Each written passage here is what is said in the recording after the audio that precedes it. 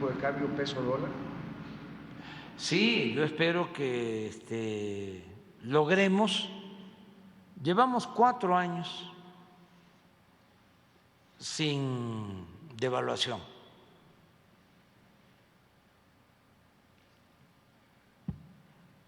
Y esto no se veía desde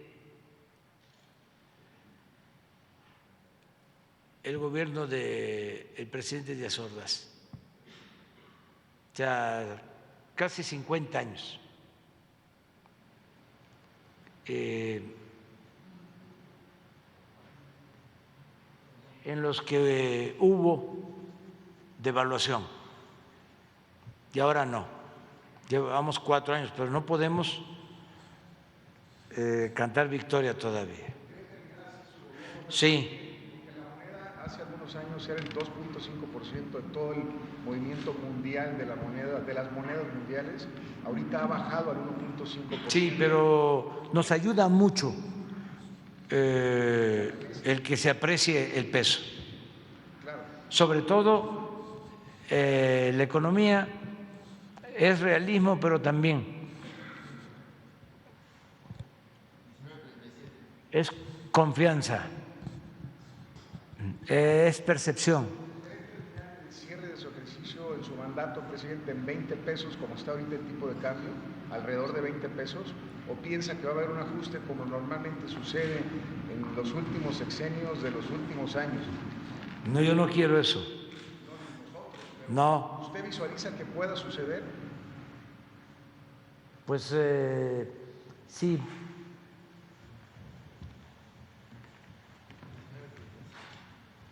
Esto es un fenómeno.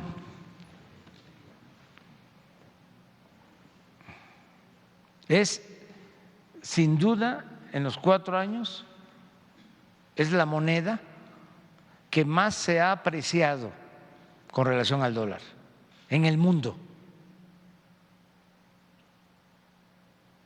A ver si tienes los 4 años.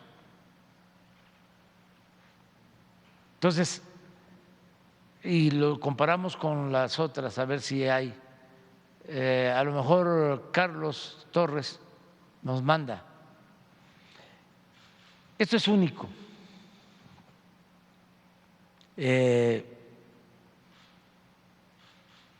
Sin embargo, puede haber un pequeño ajuste, un rebote, pero yo espero terminar el gobierno sin devaluación. ¿Estar en ese nivel? Agarramos un poquito más alto, como 20-20, 20-30. ¿No llegará a 21? No. No llega a 21. No, porque esto tiene que ver mucho con la disciplina fiscal. Esto se debe a que somos el primer socio económico comercial de Estados Unidos. Se debe a que se volvió a firmar el tratado. Se debe a que tenemos inversión extranjera récord, nunca vista. Se debe a que no solicitamos deuda en la época de la pandemia, ni ahora con la crisis inflacionaria. Se debe a que no hay corrupción, se debe a la austeridad, se debe a la estabilidad política, a la gobernabilidad, las remesas. Es que no es poca cosa, 60,000 millones de dólares. No hay ninguna fuente de ingresos más cuantiosas que las remesas, ninguna fuente de ingresos. De referencia ha estado subiendo mucho la tasa de interés de nosotros han estado aumentando, porque el Banco de México también eso lo reconocen los mercados financieros internacionales y los gobiernos extranjeros, de que somos respetuosos de la autonomía del Banco de México. ¿Se acuerda qué decían? De que nos íbamos a meter a las decisiones del Banco de México. Bueno, decían muchas cosas, ¿no? Entonces, hay autonomía y ellos deciden, ya están por decidir si aumenta la tasa, cuánto va a aumentar la tasa, y yo no opino. No va a bajar la tasa, va a seguir alta. Es que no solo es aumentar la tasa para bajar la inflación, ayuda el aumentar la tasa, pero hay otras medidas para bajar la inflación, no solo una. Yo cuestiono mucho el hecho de que en todos lados la fórmula es aumentar tasa para bajar inflación, pero eso tiene pues el inconveniente de que para la economía, se encarece el dinero de créditos, entonces no debe de pararse el crecimiento. Lo importante es crecer sin inflación. Ahí está el chiste. ¿Cómo crecer sin la inflación? Sí, esto es, sí, pero todavía si nos vamos atrás, bueno, con López Portillo es obvio que hubo devaluación. Empezó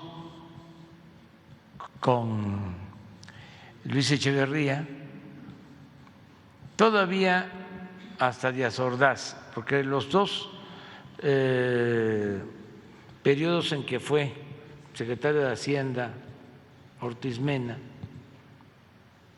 que fue con López Mateos y con Díaz Ordaz, hubo crecimiento, eso sí fue un fenómeno, crecimiento del 5, del 6% anual, sin endeudamiento y sin inflación. A mí me gustaría mucho eso, ese es ideal. Nada más que había que agregar la distribución del ingreso o de la riqueza. En eso sí, no nos van a ganar, porque aunque no tengamos crecimiento, la distribución de la riqueza del gobierno nuestro no tiene antecedentes. En el México, vamos a decir, moderno, la distribución del ingreso de nuestro gobierno es única. No se daba en muchas décadas. Eso es lo que me llena de satisfacción, porque antes había crecimiento, pero se acumulaba el dinero en pocas manos o no se distribuía con justicia. Y el modelo nuestro es crecimiento con bienestar. Lo decía un maestro, don Jesús Silva Gerso, gran maestro, decía, progreso sin justicia es retroceso. O sea, no es nada más crecer, sino distribuir, que haya bienestar. Por eso la diferencia en el concepto o en los conceptos de crecimiento y desarrollo. Cuando empezó la política neoliberal, dejaron de hablar de desarrollo y todo fue crecimiento. Y el crecimiento es un parámetro que no tiene que ver necesariamente con el bienestar. Porque una cosa es crecer, pero acumulando la riqueza en pocas manos. El desarrollo es crecer con una mejor distribución del ingreso, es crecer con educación, con salud, con buenos salarios. Entonces, hay dos épocas en la historia de la política económica de México: lo que es el desarrollo estabilizador, que viene de antes de López Mateos, inicia en los años 40, y las tasas de crecimiento son muy buenas y no hay tanta inflación ni endeudamiento. Ahora, el milagro, así se le llamó, mexicano, se dio básicamente en los 12 años en que Ortiz Mena fue secretario de Hacienda, en los gobiernos de López Mateos y Díaz Ordaz. Luego viene el periodo conocido como de desarrollo compartido, que es Echeverría y López Portillo. Ahí la tasa de crecimiento también es más o menos buena, es como de 3.5% anual en promedio, pero con deuda y con inflación. Y luego viene el tercer periodo, que es el neoliberalismo, que son estos 36 años que crecimiento promedio 2%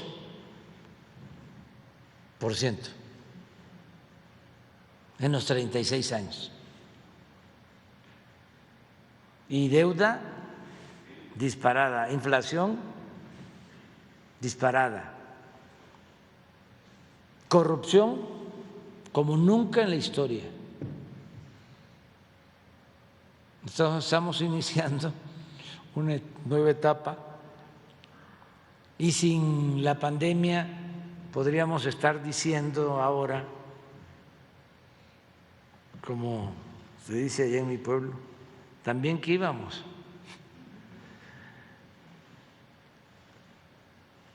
Es que la pandemia fue muy dolorosa. Ayudó mucho el patrón oro al gobierno de México. ¿Ayudó mucho qué? El patrón oro, el acuerdo de Bretton Woods, este patrón de que el dólar se ligaba al oro en aquella época del periodo estabilizador. Sí. Pero yo quisiera cerrar, presidente, para no quitarle mucho tiempo, una petición a los ciudadanos de Los Cabos, aprovechando el uso de la voz, perdón. La carretera de Los Cabos, presidente, yo vengo de